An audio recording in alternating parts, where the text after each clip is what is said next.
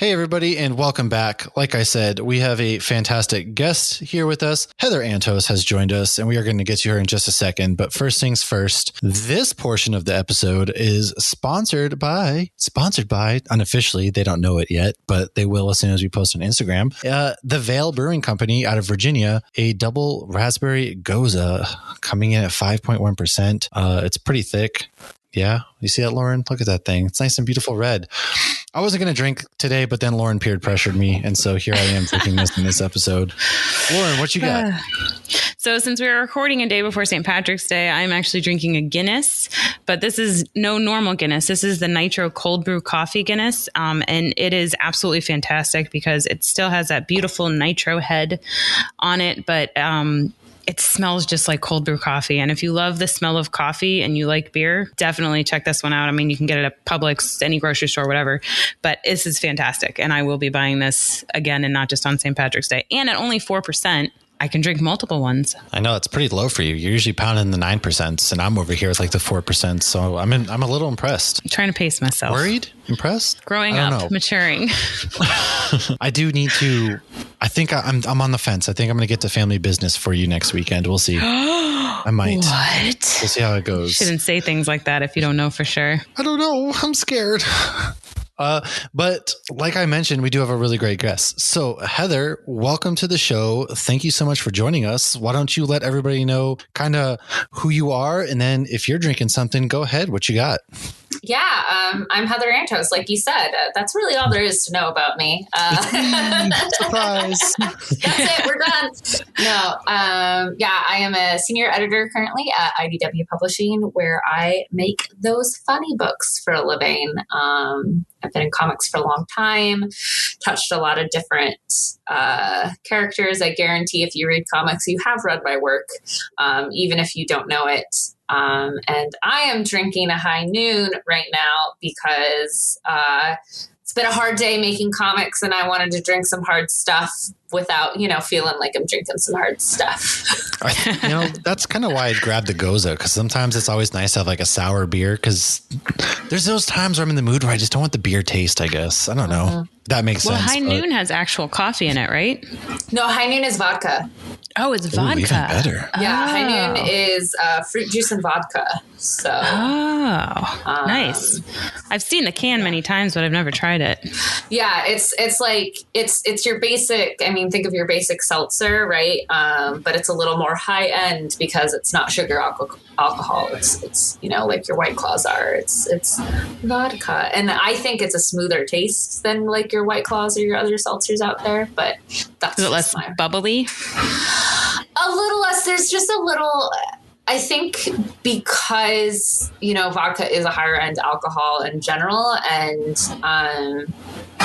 it's with actual fruit juice rather than like artificial flavoring. It's a smoother blend of flavors rather than you have that like carbonated chemical taste of the seltzer mixed with the like, this is, artificial watermelon flavoring. Right. It tastes like bubble gum. Yeah, exactly. So, but that's, no shade to the other ones. It's just my favorite. Don't worry. We throw unofficial shade all the time here to other things. So you're good. Especially like big beer. I throw shade to big beer a lot. We do. That's fair. So I can tell you right away, you had a hand in a lot of my favorite comic books, such as the 2015, like Darth Vader run, Star Wars runs, things like that. So I'm wicked excited to be able to talk with you and just have you on here. But we have some questions before we get into those. We got to know, what is your kind of geek origin story? Like, what were your favorite comics growing up? What got you into comic books and all that kind of things? Oh my goodness. I don't like, it's just who I am. I don't know. Like there was never like a coming into geekdom or anything for me. I was reading chapter books before I hit kindergarten. My mom says I was drawing comics before I knew what comics were. I participated. I was just always an avid reader. Like I did a lot. I learned this about myself. A podcast I recorded a couple weeks ago. I did a lot of reading competitions as a kid, which I didn't realize was as common of a thing until I like sat and thought about how many I did. So, always reading, always drawing. I grew up with, watching TNG, Star Trek, Star Wars, obviously. And the Adam West Batman television show was like one of my favorite things. Oh, yeah. Growing up. And so, this like comic book world was just kind of always a part of my life. But it wasn't until after I graduated college that I was like, oh, I want to do that for a living. But yeah, it's just like, just kind of who I am. Like, I don't really know. No, So were your perfect parents sense. into Star Wars and Star Trek and comic books? Nope. Not at all. So you were just by chance, you like ended up, because like for me, it was like when I was, 13, my mom set me down and was like, you're watching Star Wars now. And so I had to be like kind of, and a lot of it I didn't get into until adult because nobody handed me a comic book when I was little and I wasn't around anybody who was into it. So you just kind of stunned. I know a lot of kids though, or I shouldn't say we're not kids anymore. A lot of grownups got into comics with Speak the 90s for yourself. animated X-Men and whatnot. Yeah, it's funny. I actually never watched the 90s animated X-Men until I was an adult. Cause that's one that like gets brought up to me all the time. And I actually worked on the X-Men 92 comics before I watched Oh, wow. X-Men. Wow, I have some of those in my son's room. Oh, nice. But yeah, I like my dad like introduced me way too young to James Bond. And like Indiana Jones and by proxy of that, Star Wars. There goes Star Wars. Okay. But like, I mean, my mom is your stereotypical Midwestern, church lady. My dad just like works a normal office IT job, like they're not really fandom geek people. Mm-hmm. The little bit you were exposed to, you kind of clung to. I think it's through that escapism. Like I've always had an avid imagination. And so by reading a lot, right? Like there was always all these stories of these relatable characters and these like crazy adventures that they were on that, for someone growing up in a town where you hung out when you were bored was Walmart. Those stories are very appealing. It makes sense. It like offers an escape out of here, because it's everyone's like, I got to get out of my hometown. And in your case, you're like, we're hanging out at the Walmart. What am I doing? And that does give you an escape. Yeah. What town did you grow up in? Now I'm curious. It's a small town called Niles, Michigan. That for the this is a podcast, so y'all can't see this, but if you hold up the hand to the Michigan thing, it's the most southwest corner, right on Lake Michigan. Okay. So if you have a clear day on the lake, you could see Chicago across. Oh, that's cool. Oh, that's crazy. Yeah. I'm vaguely familiar with Michigan. I've been there a couple times. My wife's from West Bloomfield originally, so got very acquainted. East side of the state, but yeah. Yep. So that's like it's got to be a really nice Walmart. It was a super center. You could spend hours in there and get lost. Okay. Well, me and my friends, again, this is how bored we would get. We tried to spend a consecutive 24 hours in the Walmart. Oh my gosh. Wow. Did you ever do it? We didn't. No, we got kicked out at like hour 17 because we fell asleep, but we tried. Wow. That's like what the kids do today, like with challenges, like the YouTubers and stuff. And you were doing it before it was cool. Oh, that's yeah. awesome. I mean, this is the safe way to do those challenges. Kids these days are doing like crazy challenges, whereas like back in the day, it's like, I feel like that's even more hardcore. 24 hours in a Walmart. Like, what do you even do at that point? You fall asleep? Yeah. I mean, they do have the nice beanbag chairs and things more often on the, so you just pull them down to like. You set all the alarm clocks for the same time, and some of them you can eat at, and I'm sure you could easily get lost. You could play video games in some of them too. Oh, back in I do miss those back in the day where they had like the video game stations set up and you can go and you can play like PlayStation 1, all that kind of stuff. Those are the days. I don't see those anymore. I guess we don't do that. Yeah, that was a really cool origin story, I have to say. So going from that, because usually everybody has a pinpoint, like they can, I know the first thing that I fell in love with, and you're like, I was just born this way. So moving on, though, you said you didn't know you wanted to write comics until after college. So what's your professional origin story? Like, where did you start right after college? Yeah, so my whole life growing up, my dream was always to work in theater and film professionally. And I did that throughout college. I toured with the Michigan Shakespeare Festival. I worked on like the sets of Real Steel and Transformers and a bunch of the films that were being filmed in Michigan at the time.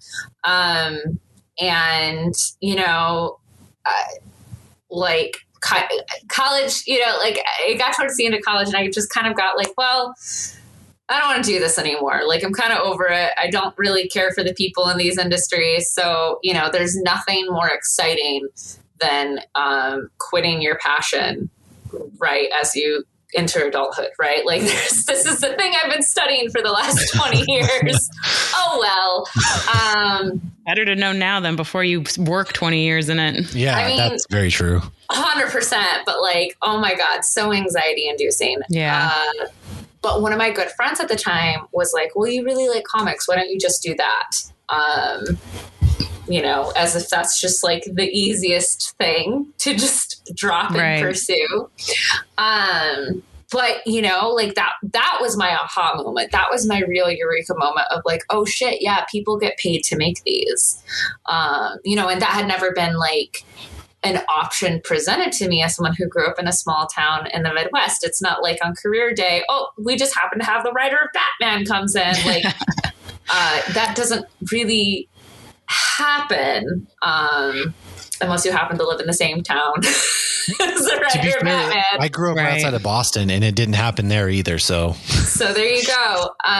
So I just began kind of like researching what are careers in the comic book industry and how can I find one? And I really like to write, but I knew I didn't want to be a writer. I really like to draw, but the idea of like having to draw as much as like a comic artist has to draw, like was terrifying. But I happened to notice that a lot of the comics that I read had the same editors across multiple different series. And I thought that was really interesting to me, that whatever it is that this person does, there's something that resonates with me. And I knew what an editor did in like a traditional publishing house when you're working with a single writer to, you know, publish a manuscript. But in comics, there's so many other roles involved that I was kind of fascinated and wanted to know more. So I did what any good millennial does, and I started tweeting editors on the internet just to kind of be like, hey, I'm really interested in learning more about what it is you do. And Twitter, luckily, wasn't as much of a hellscape as it Oh my God. Do you remember Twitter, like back in the day, how you could actually have discussions and now it's just a nightmare? Or people would just like, you know, almost like when Facebook was originally a thing and people were just like, I just had a sandwich. And that was their tweets, right? Like I think I'm going to go to the mall today. And you get those on your memories and you're like, why did I write this? Yeah. Or when everything was in third person, right? Those are my favorite. Yeah. But Jordan White, who was an associate editor at Marvel at the time, happened to respond to me. And it just so happened he was going to be at C2E2 the same time, that, like just the next month I was going to be there. And he agreed to sit down and talk with me. Oh, sweet. And we chatted for an hour and I left that convention knowing this is it. This is what I want to do. I don't know how I'm going to do it, but I'm going to figure it out. Because at the time I had already graduated college. So I couldn't get an internship. Most publishers, you know, require you to be able to get it for college credit. So I decided I was going to kind of give myself my own internship, my own boot camp, my own like editorial workshop of comics editing to just see if I even liked it, if I even could do it.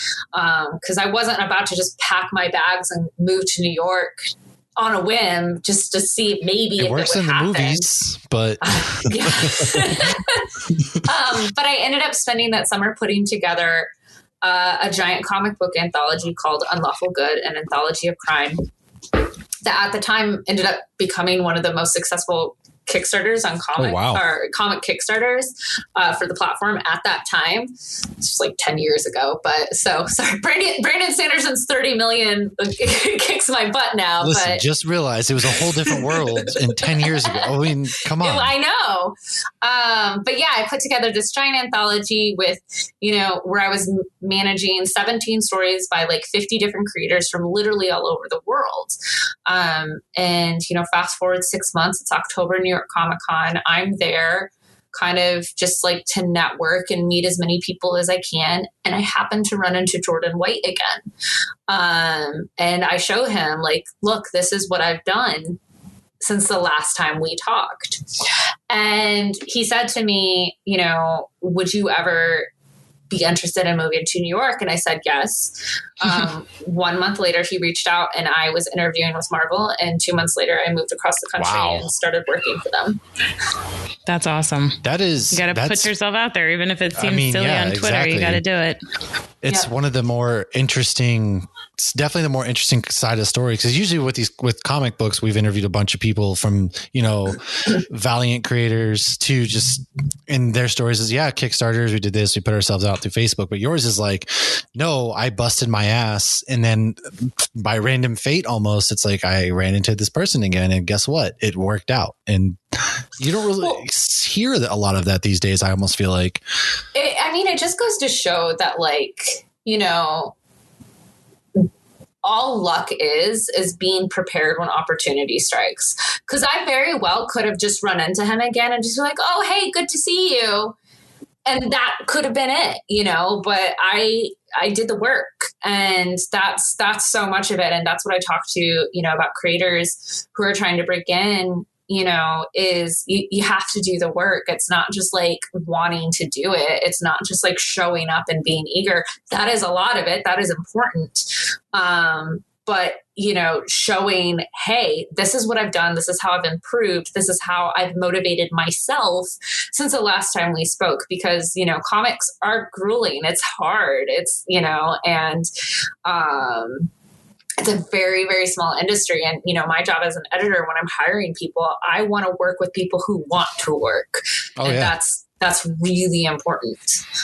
So as far as the editorial side, then how does your job in the comic book process different from, obviously it differs because you're not writing the comics, you're not drawing them, but how is it a little bit different, or is the process kind of similar? Like what goes behind that process? Yeah. So, I mean, every comic is a small miracle that comes out. And, you know, I think so much of my job is being flexible with the creators that I work. You know, there are some creators that I work with who, like, leave them alone. They're going to hit their deadlines. What's going to turn in is going to be great. And all you have to do is check in once in a while, right? Like that's the dream. Often not the case, but that happens. But, you know, my job is part-time showrunner of a TV show, part-time therapist, part-time project manager, part-time babysitter. Like, you know, like there's a lot of different hats that editors wear. You know, at the end of the day, we are creative project managers. We are giving feedback on everything from outlines to scripts to layouts to pencils to inks to colors to letters to cover design to marketing copy to, you know, press releases to, and it goes on and on and on. We're also moderating panels at Comic-Cons. We're also out there soliciting talent and looking at new creators to possibly work with, all while trying to manage the creators we're already working with to hit their deadlines, not just for this book, but for the rest of the books in the series, you know, for 15 different projects at a time. So there's a lot going on. Right. It's busier than people think. That's exactly how it is. Well, and then as a consumer, you know, we get irritated like, well, why isn't Oblivion Song last episode or issue out yet? Like it was supposed to be out here. And it's like, because people have lives and things come up and it's like one little bump in the road. And it's like, we have to be patient. But I mean, that's got to be frustrating as all hell. But going from working with Kickstarters to then being at Marvel, is there anything that kind of took you by surprise as like do's and don'ts? I think, I don't know if there's anything that necessarily super took me by surprise. You know, having worked, it's funny, like the film industry and like comics are very, very similar in a lot of ways. Just vastly different budgets. Oh, yeah. But, you know, like I think the biggest thing that I had to learn very, very quickly. And I see a lot of creators and editors like who've been in this profession for a long time struggle with is your fandom can't come first. It can't. You know, my job as a creator is to create the very best book that I can with the best creators that I can in the timeline that I'm given. And, you know, you have to be able to compartmentalize. Oh my God, I'm working with J.J. Abrams on this book. You know, you have to be able to, like, there's still someone who's hired to do a job, you know, and of course there are certain creators, depending on if it's a creator owned thing or IP or like whatever the, you know, the public relations are, all these different, you know, kind of like internal politics stuff that you have to do. But like, there's a lot of egos to balance. Oh, yeah. But also like you can't care. Like you can't let, like a lot of times this, having worked on a lot of big licenses that I have over my career, I'm actually like training a new editorial assistant right now and like kind of teaching her how I deal with licensors is, you know, like our relationship is obviously very important with the licensor, right? Like they, at the end of the day, have the gavel on whether or not we get to publish their license. Right. But you can't care to a certain extent. And it's all about learning how to communicate and negotiate those relationships. Like my job is to create the best Star Wars book that I possibly can. Lucasfilm's job is to tell me no. That's the relationship. Their job is to tell me, no, you can't do that. So my job is to like figure out how to get them to say yes to what it is I want to do. It's not necessarily to do whatever it is they tell me to do. It's how do I convince them and make them think it was their idea. Right. Especially if you're working with a big title like, you know, Lucasfilm. I mean, at this point, I'm sure a lot of them are like, oh, we know Star Wars better than everybody else. And so it might be harder for them to listen to other people's ideas, kind of like you're saying, like to convince them, hey, this was their idea the whole time. And do you kind of find yourself like taking almost the over, like shooting way over from what you actually want to get just to kind of work back to where you want them to get to say yes? Sometimes. I mean, I've learned a lot of tricks of the trade over the years, and, you know, every licensor is different. Every person is different. There's a lot of experiential wisdom that comes into play. There's a lot of, you know, having worked with, again, Lucasfilm for nearly a decade, like, I know how to work them pretty well, and I know when to throw a bone. I know when to give in. I know, you know, whatever. But there's a lot of like basic human psychology that comes into play with working not just with licensors, but with any creator, with any sales team, with any publisher, with any, you know, marketing person to try and sell them on what it is you want. Right. You're going to make everybody happy. Yeah. I mean, like, look, we've all heard the South Park method, where you purposely put something in a pitch or in an issue that you know no one is going to approve, yes, just so you can get something through. Yeah, exactly. That's kind of what I was saying. Like, yeah, like, and that's something that people do in all forms of media. You know, comics as well. Like, oh, my kids do that. Yeah, it's you ask for the elephant so you can get the puppy. You know. Yeah. And another thing, you know, another fun trick I'll put out there for anyone who might be listening is when people are presented options, they feel like they have to select one. And so, you know, for example, if you're trying to get a cover sketch through and you only send one sketch and they immediately go, well, I don't like that sketch, you're kind of screwed because now they don't like the one thing you presented. But if you present them two options, then they'll be like, oh, well, I like this one more than that one. And so they feel compelled to pick that one. Nice. I like that.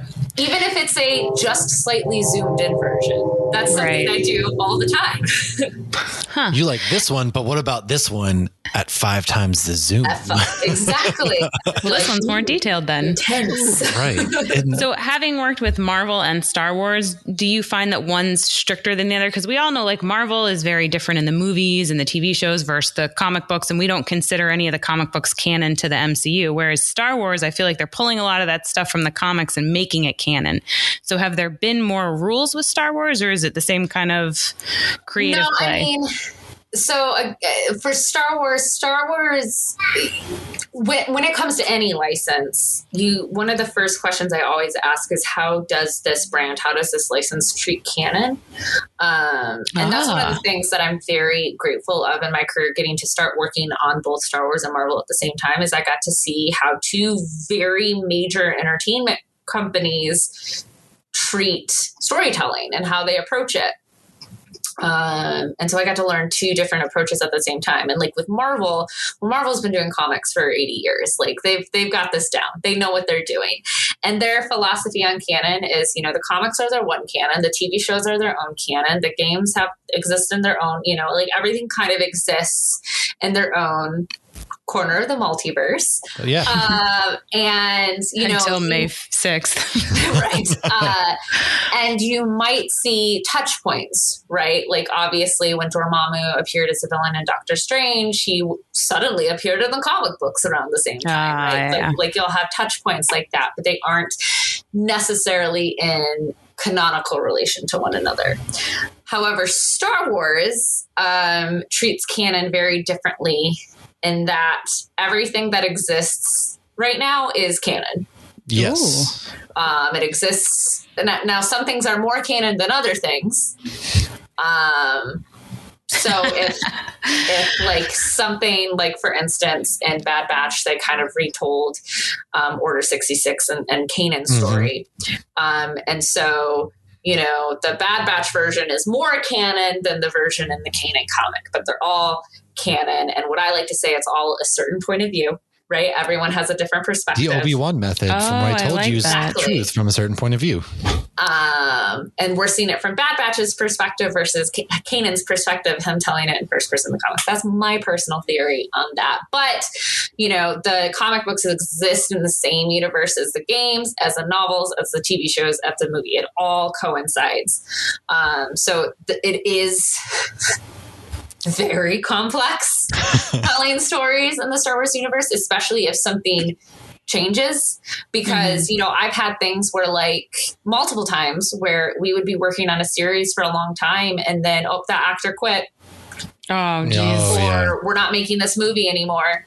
And so, okay, well, all this thing that you've spent months and months working on is scrapped. No one's ever going to see it or hear of it. And it's frustrating, but them's the breaks. But yeah. So with like Star Wars, we'll say, do they ever give you like inside, hey, this is what's going to probably happen in this show or this? Can you kind of make that reflect in the comic books then, or at that time? So when you're working on Star Wars, Darth Vader, obviously we hadn't gotten the sequel movies yet. Did they give you anything to work off of as far as those when you're looking at, the comics spoilers? Like this? Yeah. I mean, we got to read scripts. We would go we, would read treatments, see, style guide stuff. Like we're very in the know.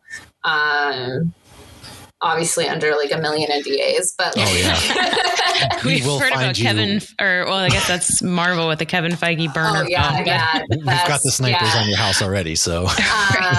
But we're very, very in the know, and there would be things where they would make asks of us to be like, oh, we're trying to do this thing in Rebels, like, can we start like seeding this alien species in, or oh, this ship is going to change, like blah blah blah, all of this stuff, or there's also sometimes, which this is kind of the MCU method, where they know something is going to appear in an episode of a television on this certain day, but we don't know that. But they know that our comic is releasing around that time. So they'll be like, oh, use this character or do this thing. And then like it all like is planned when it comes out. So there's a lot of that like behind the scenes stuff happening.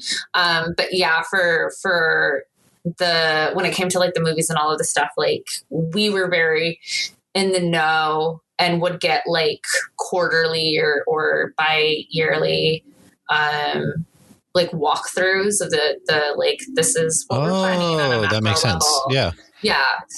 So we could like sort of plan kind of around that. And that's kind of how really any big brand works. Like I'm working on Star Trek right now, and it's very similar in that I just got like, here's the release dates for the whole next year's worth of like things. Ooh, I'm going to come back to that. A whole other ball of wax. I was going to say, I was going to come back to that because the one thing we want to know is obviously you helped create, Chrysanthemum. So how big of like excitement or surprise when he shows up in because they worked together in the comic books back a while ago, and all of a sudden he appears in the show. So was that kind of like a surprise to you, or did they tip you off beforehand? That was a huge surprise. It was actually a huge surprise to like my contact at Lucasfilm too. Like there's one person that I work with very closely at Lucasfilm who kind of like, he's their main touch point internally for the comics. And like, even he didn't know because like that wasn't affecting anything ongoing in any of the stories. Like we weren't using Chrysanthemum, and I don't think anyone else was at the time. And so like, it's no surprise to me that he showed up and that, ever since like he appeared, ever since like Dr. Aphra and the murder bots were created, people internally at Lucasfilm were like, oh, tell us more about them. Right. And we've seen them appear in toys and like all these other things. So like for me, I'm just like, it's only a matter of time. I don't think I was expecting it in Book of Boba Fett. So like when he showed up, like I like couldn't mentally process it. Leonardo meme. I was You're thinking like, the same thing, Leonardo DiCaprio. Yeah, that's what I was thinking. Just the Leo meme right there. Like I'm sitting there, like I'm tearing up. I'm getting like super emotional. And I think I tweeted one day, I was like, I got really emotional watching today's Book of Boba Fett, not wanting to spoil anything for, for people who haven't watched it. And I got all these replies like, oh my gosh, me too. The scene at the end with blah, blah, blah, blah. And I'm just like, you and I are watching two very different episodes. Look, that's cute that you think you know. However, well, yeah, I mean, it's as a character that you created, and Star Wars is arguably the biggest property out there, besides the MCU and things. So like to see somebody that you had a hand in just show up out of nowhere in something like that, it's just, that's got to feel great. And to have a major role and to like, also they got him right. Like that's any like mama's, like moment. He didn't like, look just like the cartoon. His head was slightly different shaped. How dare they? But like, he shows up and I'm like, oh my God, he looks so good. But oh no, what if they mess him up? Right. It's just like that conflicting, thing. But like, no, like I have no complaints whatsoever. He's so perfect. Like absolutely killed it. Carrie Jones, who played him, you're amazing. Just so cool. That is, and I think we'll see more of him. I think so too. That was my first thing when I saw him. I was like, man, the detail that they put into that costume, into that puppet, he's coming back. Like this is not going to be a one and done. Right. This isn't the Star Wars Christmas special. Yeah. So, all right, you're working on Star Trek right now. So are you a bigger Star Wars fan or Star Trek fan? Because there's always that internal debate. Obviously, everybody's always like, you're a Trekkie, but you like Star Wars. Do you love one more than the other? Or are you just like, both of these things can equally exist in the world and I love them? You're both my children. Yeah.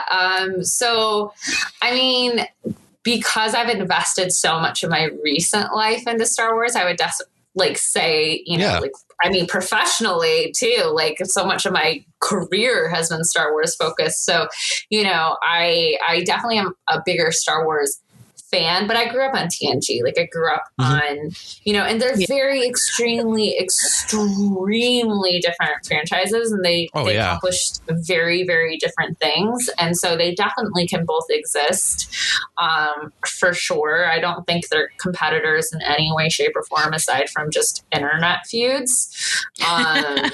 Nerds can never be happy. What is wrong with us? They cannot. But yeah, no, I love Star Trek a lot, and I'm having a lot of fun. Like I recently have been like going back and like started like watching everything release order, which is a lot, but it's been fun to get to do as an adult, to like really start from the like ground William up. Shatner. Oh yeah, I'm starting TOS and working my way, like everything release order, except for Lower Decks. I watched all of that in like a day. But Nice. but yeah, like I've been watching the new shows and the new films, like the Kelvin stuff and then Disco Picard and all that. I've been watching it since they released. So getting to have my hand in two of the biggest like space franchises. Exactly. Yeah. Nerddom is like pretty cool.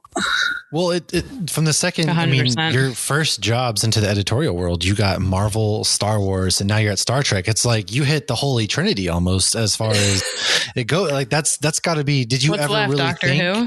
Yeah, like coming out of college to say, "Hey, I'm changing career paths," and now all of a sudden looking back, what was the moment for you that was like, "Wow, I made it, I did it," or have you not quite reached that yet? Oh She's still collecting stones. Yeah.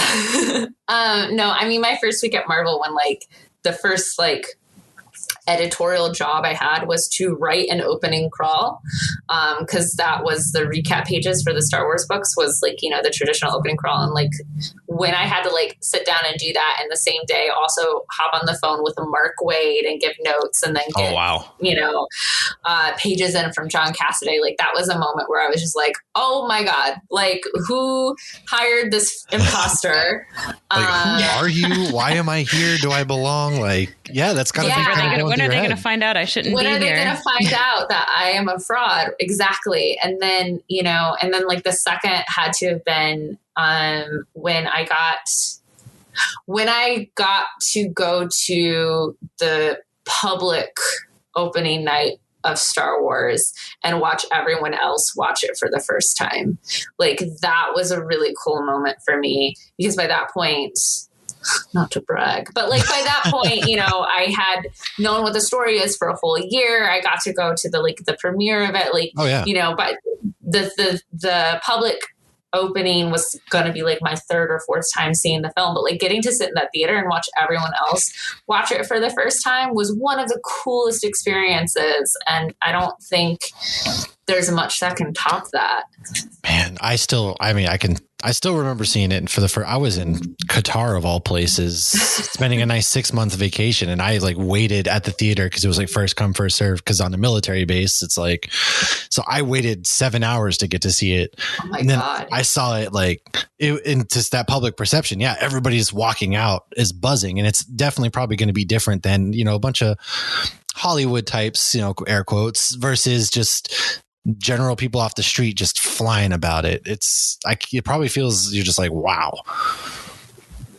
Yeah, I'll never forget, like one of my favorite things was just like there was a little girl sitting in front of us, and like getting to see like this is her first Star Wars movie. Like this is her first like experience in theaters with Star Wars, and just like everything was just like, oh my God, like everything was so emphatic. And like the best response was spoilers, skip ahead 30 seconds if you haven't seen Force Awakens. But at the end, when Rey, finds Luke and is approaching Luke and is about to like, hand him the lightsaber. And he turns around and like, flips his hood. This girl goes, oh my God, he has a beard. Everybody else is like, it's Luke Skywalker, but she's just like, he's got a beard. It's the little things. That's adorable. That is amazing. Oh man. So I know we've talked about all the big stuff though, but I mean, you've worked on things that aren't just huge franchises as well. So what's been your favorite thing to work on that hasn't been, something Disney now owns and Star Trek? Yeah. Do they not own something? Because I'm pretty sure at this point they even own me in my house. Give them a little bit. They own my wallet. Gosh. Getting to work on all the creator-owned stuff that I get to do is so fun, and it's a different challenge than like a brand IP, because we get to establish our own rules, and there's a lot more there's a lot of freedom, but there's a lot more pressure too, to create something good that's going to stand out, that people are going to want to pick up. and like Redlands, which is a horror story about witches in Florida, by Jordan Belair and Vanessa Del Rey. I'm in Florida.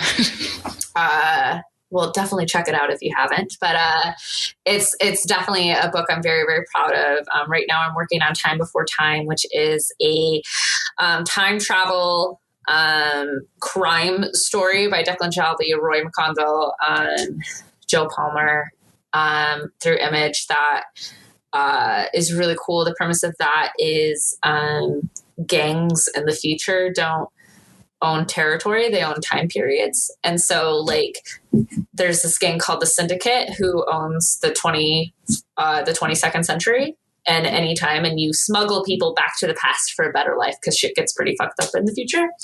Do you remember the days when the future was like bright and everything, and then slowly we turned to the future? Yeah, it's not in this book. It's like every futuristic story, it's all dystopian now. Yeah. But so that one is really cool.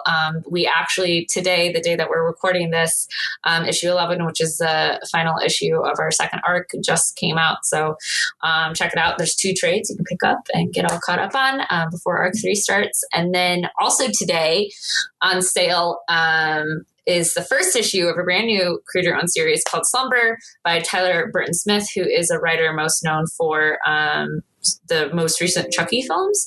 That was a good one too. Thank you. On his With behalf, Luke Skywalker. But yeah. But Vanessa Cardinale is the artist on that, and it's about a dream hunter. She goes into your nightmares and literally kills your nightmares.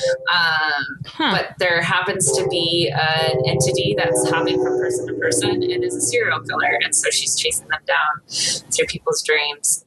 It's really cool and super fun. And then what also just got announced to come out next month is a book by Christian Ward and Patrick Reynolds called Bloodstained Teeth, which I call a crossover between David Bowie and vampires. So yeah, get to do a lot of different crazy things, and none of them are in space. So I'm a sucker for like horror type comics anyways. So especially, you're working with Image and things. I love what Image does as well. So I'm going to be grabbing, especially the 2 trades that are out for,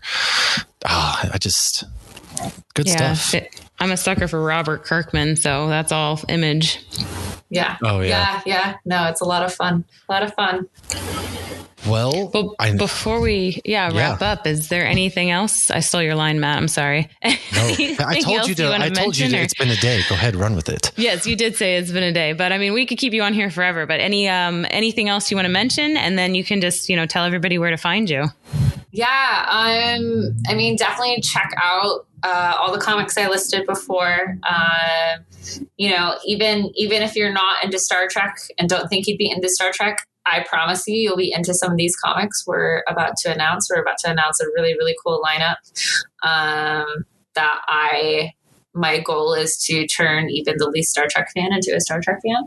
Some of the cool things we're going to do. And then I am venturing back out into comic shows, comic conventions this year. So I will be traveling all across the country doing a bunch of different shows. Definitely check out my Twitter for more information on that. But first up, you can find me at Calgary Fan Expo in Canada, April 21st through 23rd, 24th. I don't know.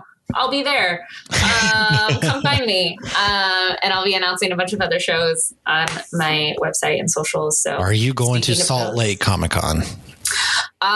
No. Because that's the only one that's close to me. Dang it. MegaCon Orlando is a good one. But yeah, so you can find me at Heather Antos on Twitter. Woo. Sweet. Well, thank you. Seriously, appreciate taking your time and hanging out with us. And I know, like Lauren said, I could have just talked about, Star Wars and Marvel for hours, but it's really cool getting to hear about the other projects that are coming out because everybody focuses on the big things. And one of the best parts of doing this show is finding a lot of the stories that we wouldn't have otherwise. So really appreciate you taking the time. And we're going to jump into Letters of the Editor in a minute. So Heather, thanks once again, and we'll see everybody else in a second.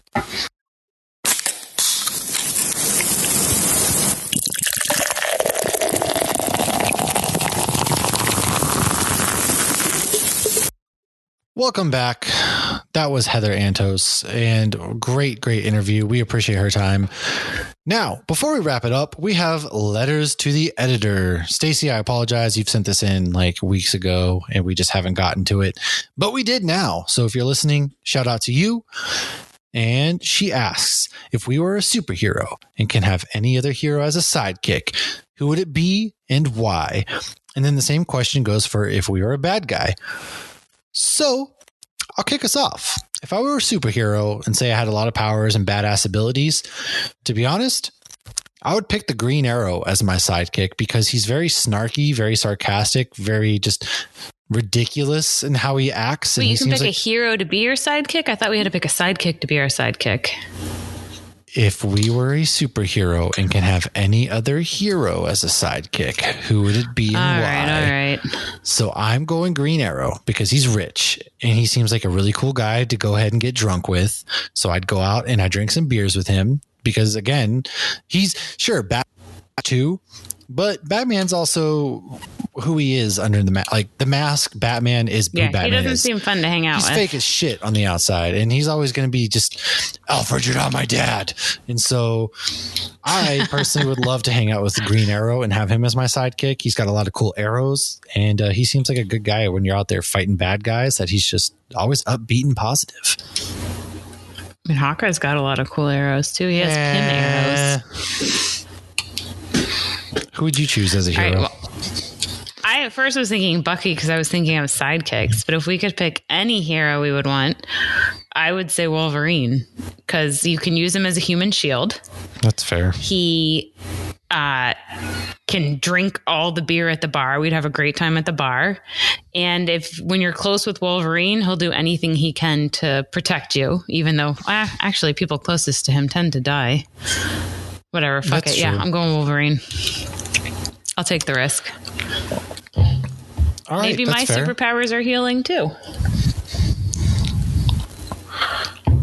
Or like Rogue, and then I can just grab onto him and heal. That's fair. That's okay.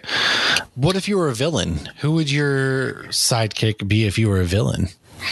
See, again, I was thinking sidekick villains. And when I thought that, I was thinking the lady that is the Grand Master's sidekick that just like is because she's funny, even though she's not funny. And she just like kind of does whatever he says. But if I could pick any villain, my favorite villain would have to be, who the hell's my favorite villain? See, usually I think about these beforehand. Tough. I'm like, I'm going to do this one on a whim. And it's the hardest one we've gotten. Yes, this one is, especially because it's like villains. All right, that's tough. That is a tough one. Ooh, Agatha. Agatha Harkness. All right. I can't do that? You can you can choose whomever you want. You seemed like I couldn't. No, you can choose now, whomever as far you as want. comic book of Agatha wouldn't be that much fun, but TV show Agatha would, because comic book Agatha is, older and she's babysitting the kids and she's it seems more matter of fact from the little bit I've read.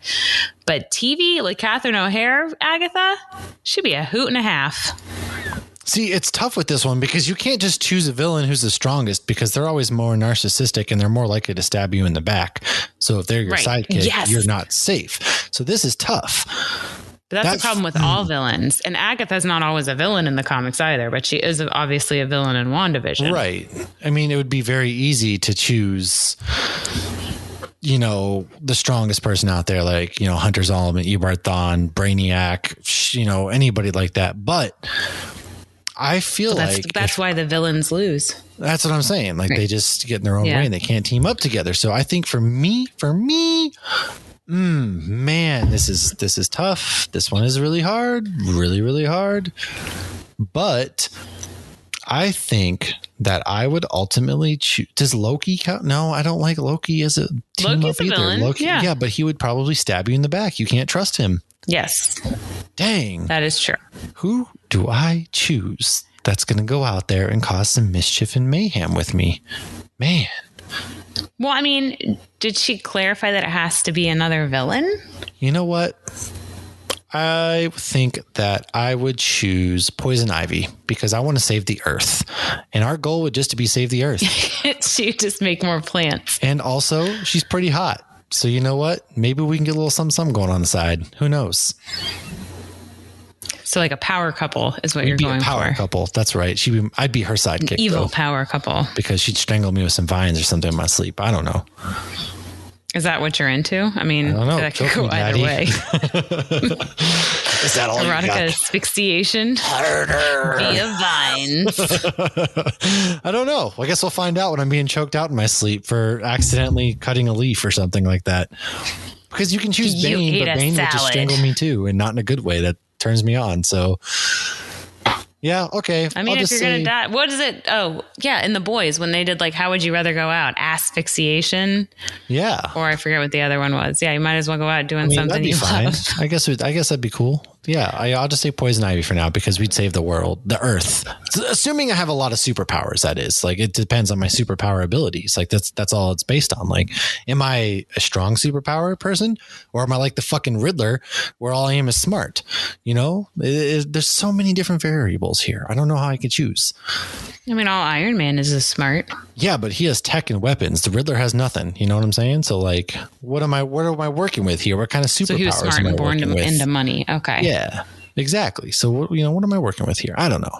I hope we answered that pretty well, and I hope you got some entertainment out of that. So next week, or tune in this week, we have our Creators Corner, which is a brand new kind of episode. I don't know if it's Creators Corner, just because I think another podcast might have that name already locked down, and I don't want to be that person to rip it off.